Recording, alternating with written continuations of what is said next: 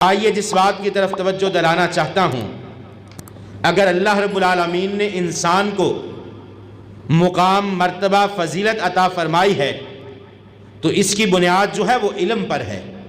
وَعَلَّمَ آدَمَ الْأَسْمَاءَ، اللہ نے حضرت آدم علیہ السلام کو کچھ علم سکھا دیا تھا، وہ ناموں کا علم تھا۔ تو اللہ رب العالمین نے قرآن پاک میں انہی لوگوں کی فضیلت کو بیان فرمایا جو صاحب علم ہیں، جو علم والے ہیں۔ يَرْفَعِ اللَّهُ الَّذِينَ آمَنُوا مِنْكُمْ، اللہ فرماتے ہیں تم میں سے ان لوگوں کو میں نے بلند کر دیا۔ وہ کون لوگ ہیں؟ اوت العلم درجات، جن کو اللہ رب العالمین نے علم عطا فرمایا، ان کے درجات کو بلند کر دیا۔